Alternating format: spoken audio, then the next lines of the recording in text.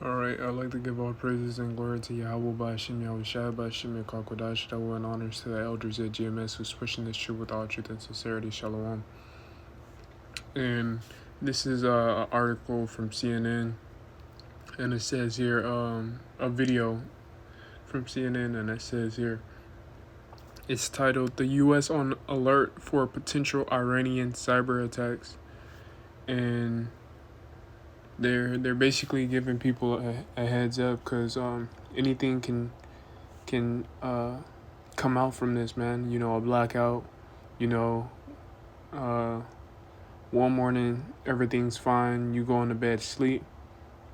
The next morning you can't access your bank accounts, and the dollar's done away with, man. You know, and the digital currency is up to play. But you know, we are in some exciting times because we're about to get out of here, man. Yahweh Ba'ashim Yahushua is on his way, you know, and we just got a few more prophecies to go, and then we can finally be at rest, man. You know, with Yahweh Ba'ashim Yahushua's will, that he has mercy on every last one of us, and protect us during these times that we are coming into, because this damn devil has tricks up his sleeve, man. You know, has some plans that he wants to put into motion, man. You know, which we know the major plans, but we don't know the details, man. You know, and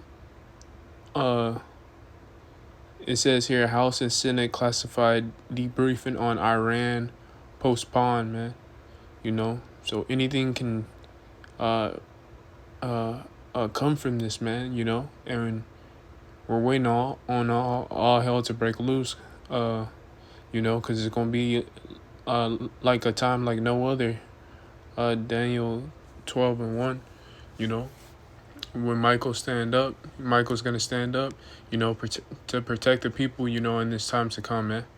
You know, and anything can come forth, man. You know, a blackout, a T attack, and then a blackout, or a blackout, then a T attack. You know, and I'm pretty sure that they're, if they was to do a blackout, man, a T attack can always be up on the table, man. You know, while people at work, man, the systems go down. You know, and people ain't gonna know what to do while they at work. You know, and they could put a halt on America, man.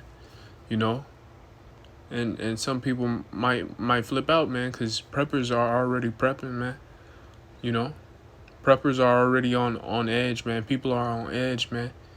People are scared, you know.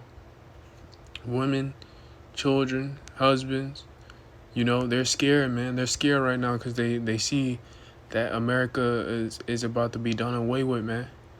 You know, and they want to keep this place up to float. You know, I'm gonna watch this. We're gonna watch this video for 9 to 50 minutes. I mean, 9 minutes and 50 seconds. You know, so it's fair use, entertainment, educational purposes only. So, fair use. Why won't they engage Congress in the critical details, the potential risks facing American citizens and our service members, who we all have an obligation to protect? So Senate Minority Leader Chuck Schumer earlier today blasting the Trump administration for postponing a classified briefings for Congress on Iran and Israel. Those briefings initially set for today have been rescheduled for Thursday. As for those potential risks to Americans that Schumer mentioned, I want to discuss with Juliet Kayyem, who is the Assistant Secretary for the Department of Homeland Security. Juliet, thanks for being with us. Federal officials telling CNN that the ceasefire has not stop them from closely monitoring any threats stemming from the conflict here in the Middle East. They seem to be primarily concerned about lone wolf and cyber attacks in the U.S. What are you hearing? I think the same. I've some former intelligence agents and senior leaders. So a nervous public, I want to help explain it. So the first pool is, of course, Iranian-backed terrorist attacks in the I think it's very unlikely. As a former senior official said to me, they would be very loath to do that because it just gives the United States an obvious reason to continue in the fight. The second pool is the potential of rogue, like, what kind of command and control does Iran have over elements that go rogue, do an attack here or a cyber attack to tell. And I think that's where our intelligence agencies are right now.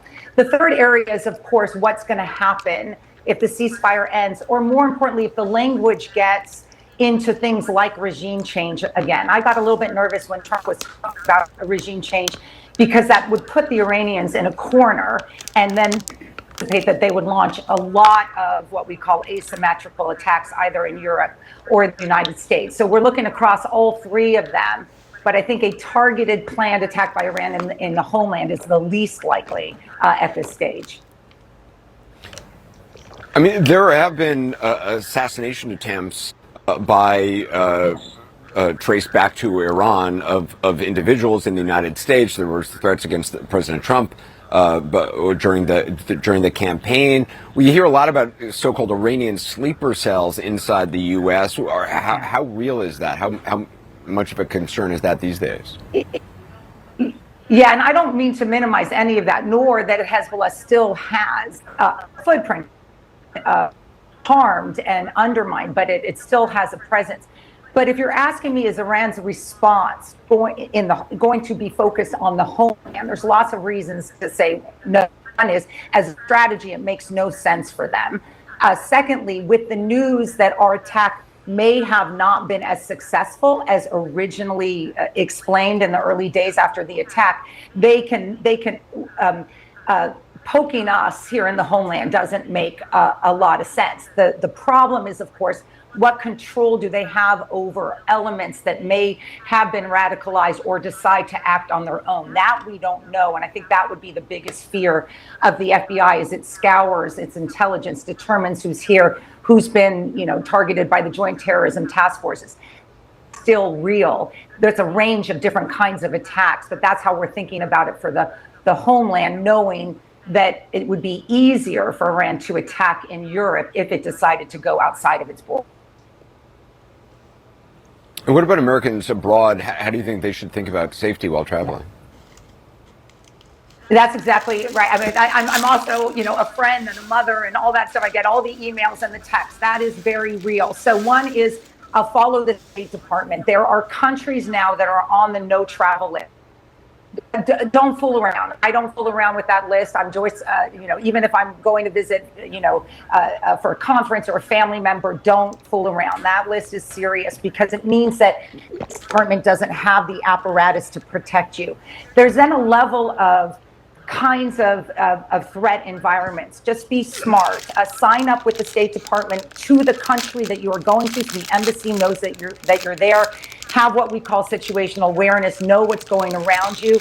Minimize that you're an American at this stage, especially if you're in high-risk areas. And out front now, Democratic Senator Mark Warner of Virginia. He is, of course, the top Democrat on the Intelligence Committee. And Senator Warner, I'm really grateful for your time tonight. So we get this early intel assessment information that's come out from the Pentagon, from the DIA, saying that in the U.S. strikes, the core of Iran's nuclear program was not destroyed, likely only set back a few months at most.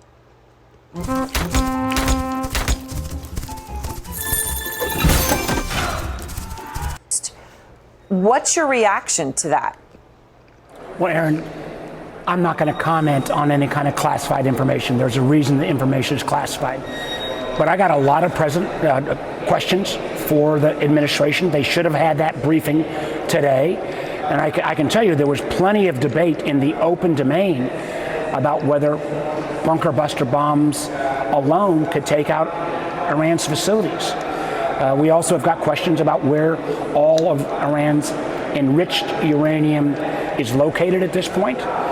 And if it's not taken out, what next? Are our troops still in harm's way? Will we have a cyber attack? I mean, I would love to have Iran, their nuclear capabilities eliminated without further retribution against America and a ceasefire. But I've got an awful lot of questions that in many cases just should have been answered before we took this action. That's why we have this consultation process. I remind you, President Trump got close to this in his first term and drew back. And again, 8 days ago, the American intelligence community still said Iran had not made a move towards a bomb. Is the president dismissing all of that, or is he saying he's going to trust Israel's intelligence over American intelligence? We're in a Mostly because Trump drew back, man, because he knows that ultimately it's Yahweh Ba'Shem Yahushai Ba'Shem Yakwadash that drew, that's holding the four winds, man. In Revelations, the four angels holding the four winds back, man. Because it's not time yet, man. So whenever Yahweh Ba'Shem Yahushai see it's time for the nukes to be shut off, then they'll do so. But mostly Yahweh Ba'Shem Yahushai, controls this play, man. And it wasn't Trump's time to go in and kick off WW3, man, to its full potential where nukes is getting shot off, man. There's still prophecies to come to pass, man. But I'm gonna stop it right there. We are in those times, man. And there's one video that I gotta look into, and it's about the ones that took the juice, man. There's a video out there that whoever took the juice, it's gonna basically turn you into a zombie, man. And myself and brothers had visions about a zombie apocalypse, and or dreams about it, man. But it's not too far fetched, and it says I'm gonna put a video out there, but I really want to do some research or look into it to make sure it's legit. But I mean, whoever the Juice Crew, there's gonna be some that comes from the Juice Crew, which we know that, but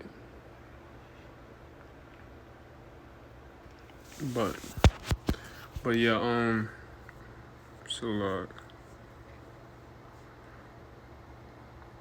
I'm gonna do some I'm gonna put the video out there so you brothers can look into it and see, but I'm gonna look into it myself, man. So I hope this video was edifying, man. That they're warning the people about a massive event that could happen on U.S. soil, man. And all the cards is on the table, man. They got every card at their disposal. And when they decide that when Yahweh Ba'Shem Yahushua decides the time is right, he's going let calamity take its place, man. So I like to give all praises and glory to Yahweh Ba'Shem Yahushua, Ba'Shem Yakwadash, double and honors to the elders at GMS who's pushing this truth with all truth and sincerity. Shalom.